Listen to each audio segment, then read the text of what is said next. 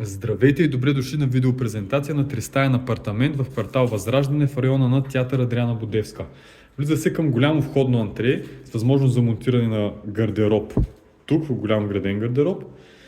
И директно насреща е вратата към първата спалня, която, както виждате, е доста просторна. Може би 17-18 квадратни метра. Терасата към нея е освоена и навсякъде в целия апартамент дограмите са сменени с чисто нови. Тук е било тераса. Има вкупена също така и нова входна врата, която не е монтирана.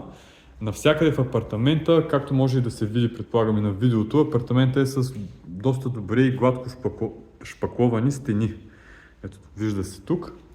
Вдясно от входното антре продължаваме към голям, огромен хол. Виждате ето това, който има възможност да бъде затворен ето по този начин тук с стена, така че да е отделен от коридора. Напред продължаваме към много голяма баня.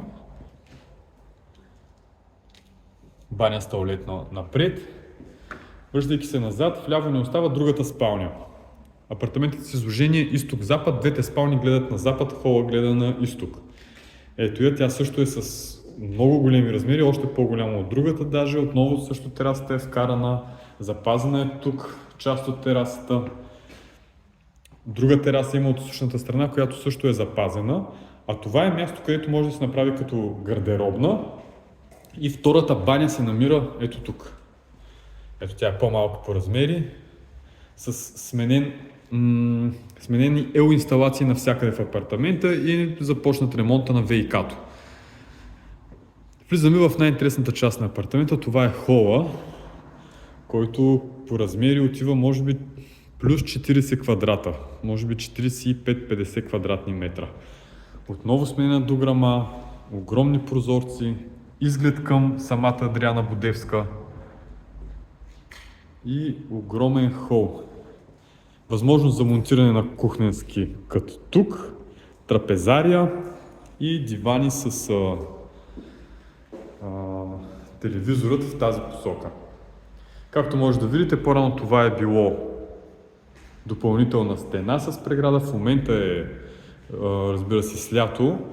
По възможност може да се отдели да се направи още една спалня тук, така че апартамента да стане с 3 спални, но разбира се и с 2 спални е също много просторен и изключително функционален. Обща площ на имота 122 квадратни метра. Състоянието, в което го виждате, се продава. Още един път изглед към прекрасната спалня. Изцяло тухлен, което позволява много преустройства да се правят. За следващи въпроси и възможност за желание за оглед оставам на разположение Станислав Новков от имотен партньор. До скоро!